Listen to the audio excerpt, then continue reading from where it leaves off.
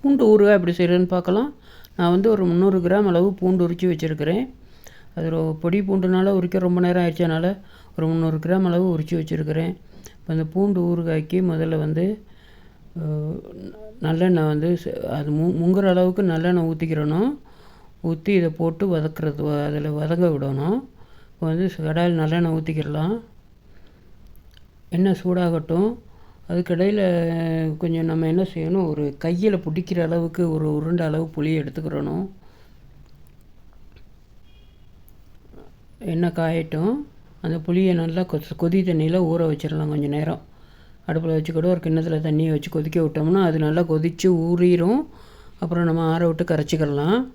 இப்போ இந்த பூண்டை இதில் போட்டு நல்லா கொஞ்சம் வதக்கிக்கிறணும். பூண்டு வந்து எண்ணெய் முங்குற அளவுக்கு இருக்கணும், நல்லெண்ணெய். பூண்டு அப்படியே கொஞ்சம் வதங்கட்டும். வதக்கிட்டு அப்படியே கொஞ்சம் கலர் மாறி வரும். அந்த நேரம் வதக்கிக்கிடலாம். வதக்கிட்டு அதுக்கிடையில் நம்ம வந்து ஒரு 1.5 டீஸ்பூன் வெந்தயம், 1.5 டீஸ்பூன் கடுகு எடுத்து அதை வந்து நல்லா வறுத்துக்கிறணும். அந்த வெந்தயத்தை வறுத்துட்டு அப்புறம் வந்து கடுகை போட்டு வறுக்கோம்ல, ரெண்டையும் ஒன்றா போட்டால் கடுகு கருகி போகும். இப்போ இது வறுத்துக்கிட்டு வரும்போதே ஒரு 4-5 வரமிளகா அதோடு போடுறேன். மிளகா வறுத்து போட்டால் கொஞ்சம் வாசனையாக இருக்கும். அதனால் கொஞ்சம் வரமிளகாயும் இதோடு சேர்த்து வறுத்துக்கிறலாம். அப்படியே வறுவிடட்டும். அதுக்கடையில் நம்ம அந்த இதை நல்லா ஆற வச்சு ஒரு மிக்ஸி ஜாரில் போட்டு நல்லா பவுடர் நைஸாக பவுடர் பண்ணிக்கிறலாம். ஆற விட்டுட்டு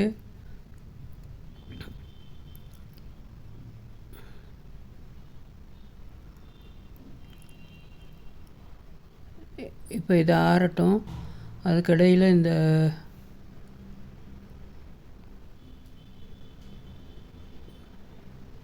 நல்லா வறுத்துட்டு மிக்ஸி ஜாரில் போட்டு நல்லா பவுடர் பண்ணிக்கலாம்.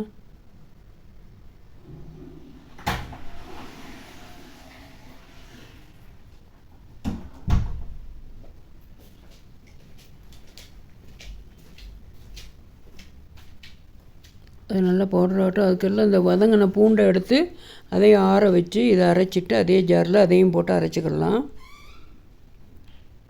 இது நல்லா பவுடரை நைஸாக அரைச்சிக்கிறணும்.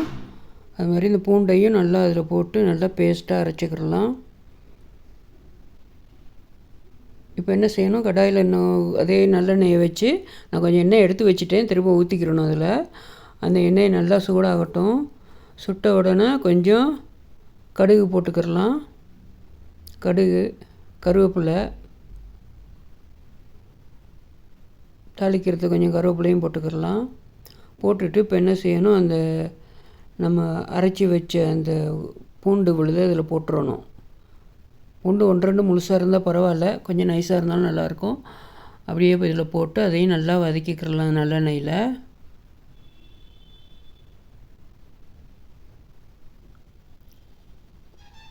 போட்டு இதை நல்லா வதக்கிட்டு இப்போ என்ன செய்யணும், இதுக்கு இப்போ அந்த பத்தாத எண்ணெயையும் எடுத்து வச்ச எண்ணெய் இதோட ஊற்றிக்கிடலாம். கொஞ்சம் உப்பு போட்டு அதுக்கு தேவையான அளவு உப்பு போட்டுக்கிறணும். உப்பும் போட்டுட்டு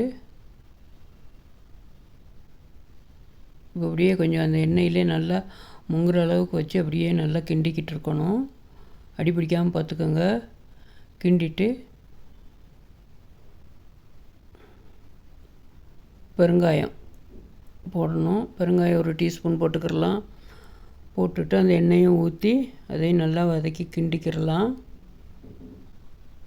கிண்டிட்டு இப்போ என்ன செய்யணும், அந்த கரைச்சி வச்ச புளித்தண்ணியை அதில் ஊற்றணும்.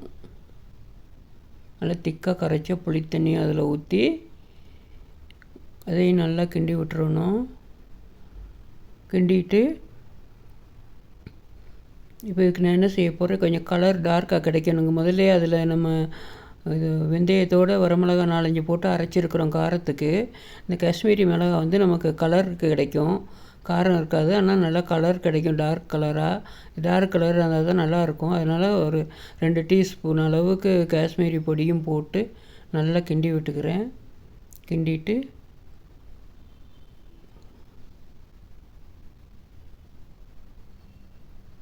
தேவைப்பட்டால் கடைசியில் ஒரு நாட்டு சக்கரை போடலாம். நான் ஒரு 1/2 ஸ்பூன் போட்டிருக்கிறேன் நாட்டு சக்கரை. அதையும் போட்டு இப்போ நம்ம அந்த கடைசியாக அரைச்சி வச்ச வெந்தய பொடி, வெந்தயமும் கடுகு சேர்த்த பொடியையும் இதில் போட்டுக்கிறலாம்.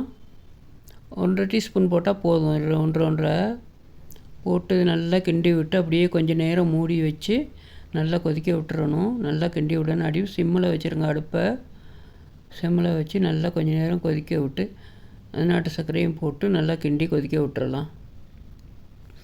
எல்லாம் செஞ்சு பார்த்துட்டு எப்படி இருக்குன்னு செஞ்சு சாப்பிட்டு பார்த்து லைக் பண்ணுங்கள், ஷேர் பண்ணுங்கள், சப்ஸ்கிரைப் பண்ணுங்கள். ஒரு கண்ணாடி பாட்டிலில் போட்டு சேவ் பண்ணி